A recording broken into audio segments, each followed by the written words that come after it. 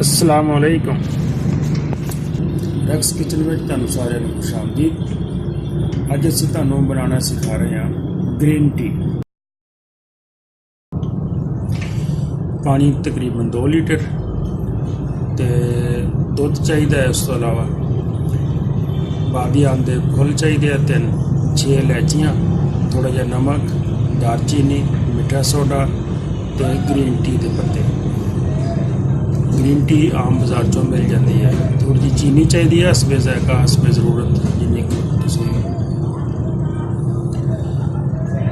Milk cream चाहिए है, बादाम कटे हुए चाहिए तो क्रश किया हुआ पिस्ता चाहिए है। लो शुरू करते हैं हुण बनाना। सब तो पहले तुसी पानी पा लो। पानी पा के जो थोड़ा जिहा पानी गर्म हो जाए तो तुसी उस तो बाद मसाले ये आप शामिल कर देने हैं। ख्याल रखना है कि मसाले सारे इस्तेमाल करने हैं, मगर मीठा सोडा नहीं पाना। मीठा सोडा थोड़ा जिहा जो मसाला पक जाएगा उस तो बाद असीं शामिल करांगे। एक एक करके सारे मसाले तुसी पा देने। नमक जा रहा, छोटी इलायची भी पा देनी है।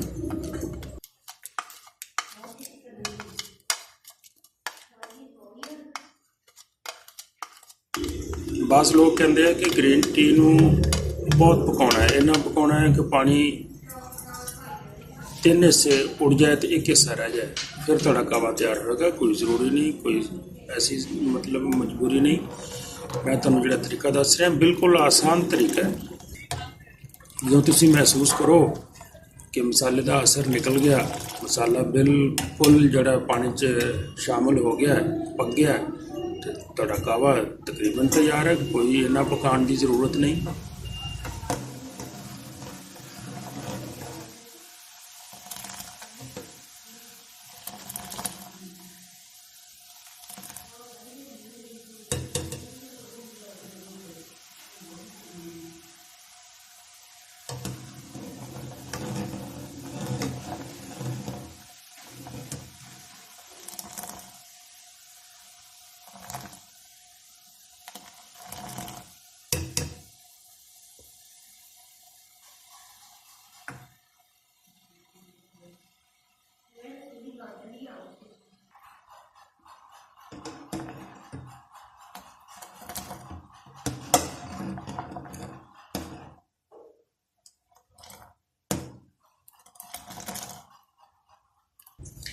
ਹੁਣ ਤੁਸੀਂ ਇਹਦੇ ਵਿੱਚ ਮਿੱਠਾ ਸੋਡਾ ਸ਼ਾਮਿਲ ਕਰ ਦਿਓ।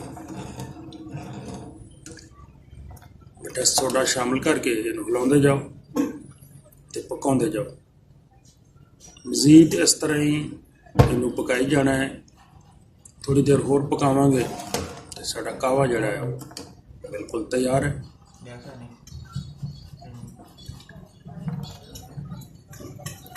ਜਿਹੜੇ ਦੋਸਤ ਮੇਰੇ ਚੈਨਲ ਤੇ ਨਵੇਂ ਆਏ ਆ ਉਹਨਾਂ ਲਈ ਗੁਜ਼ਾਰਿਸ਼ ਹੈ ਕਿ ਮੇਰੇ ਚੈਨਲ ਨੂੰ ਸਬਸਕ੍ਰਾਈਬ ਜ਼ਰੂਰ ਕਰ ਲੈਣ ਤੇ ਨਾਲੇ ਦੋਸਤਾਂ ਨਾਲ ਸ਼ੇਅਰ ਵੀ ਕਰਿਓ। ਆਪਣੇ ਖਿਆਲਾਂ ਦਾ ਇਜ਼ਹਾਰ ਵੀ ਕਰਿਓ ਕਿ ਮੇਰੀ ਵੀਡੀਓ ਤੁਹਾਨੂੰ ਕੈਸੀ ਲੱਗੀ। ਕਾਵਾ ਤੁਹਾਡਾ ਬਿਲਕੁਲ ਪੱਕਣ ਦੇ ਕਰੀਬ ਹੋ ਗਿਆ ਹੈ।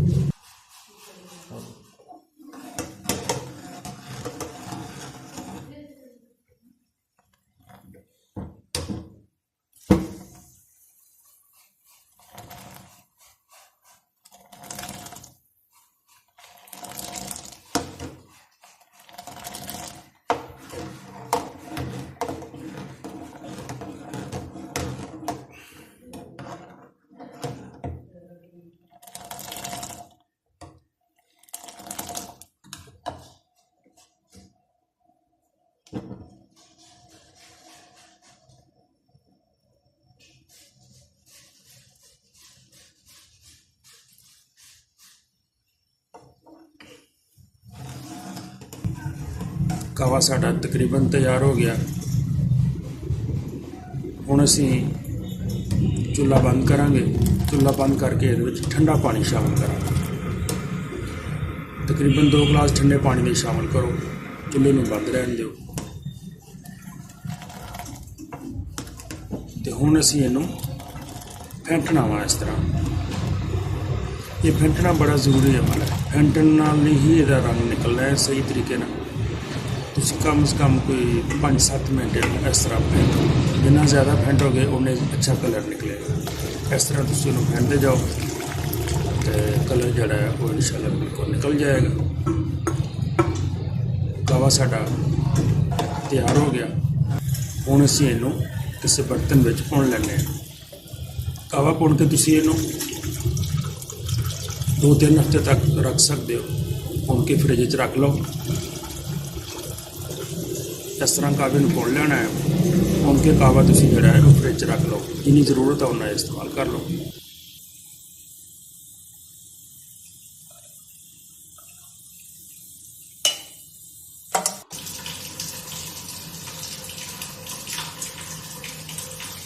तो हुण असीं अगला मरला शुरू करते हैं।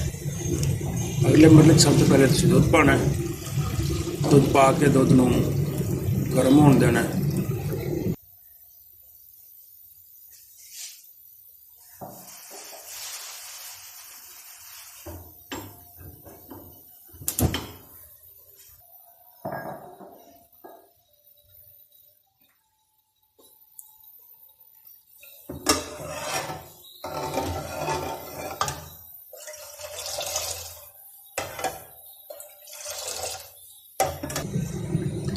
जब थोड़ा दुध गर्म हो जाए तो ये तुसी हसबे ज़रूरत चीनी इस्तेमाल करनी है। चीनी जिन्नी कि तुसी पींदे हो, वैसे आम चाह नालों थोड़ी जी ज़्यादा चीनी ये अच्छी लगती है।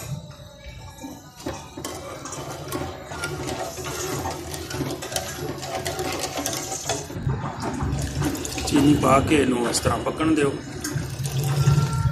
अगर दुध थोड़ा पतला महसूस करो तो दुध नूं ज़रा ज़्यादा पका लेना है, क्योंकि दुध गाढ़ा होना शर्त है। जिन्ना गाढ़ा दुध होएगा, अच्छा दुध होएगा, उन्ना ही इहदा जायका अच्छा बनेगा। इस तरह इनू थोड़ा जिहा पका लेना है ताकि दुध थोड़ा जिहा गाढ़ा हो जाए।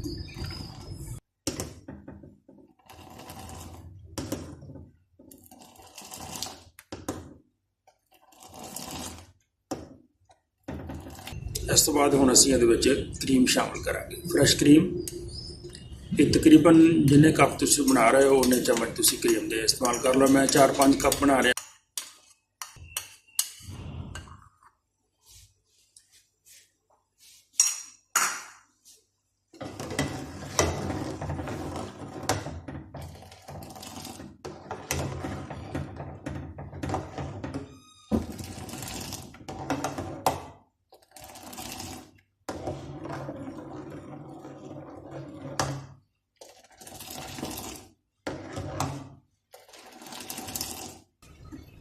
एक 2 मिनट पकन तो बाद कावा शामिल करना है। कावा इन्ना कि शामिल करना है कि जिहदे नाल तुहाडा मतलूबा कलर निकल आए। थोड़ा जिहा टेस्ट भी बन जाएगा तो कलर भी निकल आएगा। बहुत ज़्यादा कावा नहीं पाना ताकि बहुत गहरा रंग ना हो जाए, ना थोड़ा भी नहीं पाना तो उसका कलर ना निकले। देखो कितना प्यारा कलर बन गया। ये कलर है बिल्कुल नेचुरल कलर है। ये मैं अजाफी कलर इस्तेमाल नहीं किया। इजाफी कलर इस्तेमाल करोगे तो फिर मसनूई जी चाय लगती है। बिल्कुल अपने असल और नेचुरल कलर के चाय बनी। कावा पा के इसमें थोड़ा जहा तुम इस तरह पकाना है। चाह ताड़ी तैयार है।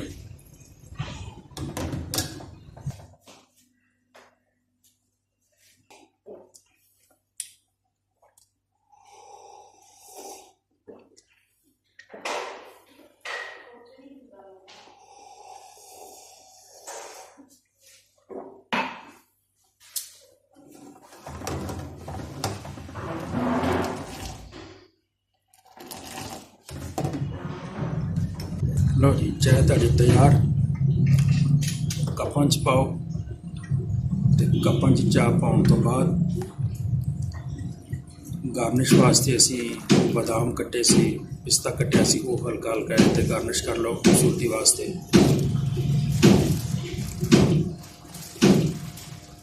लो जी रैक्स किचन विच ग्रीन टी बिल्कुल तैयार।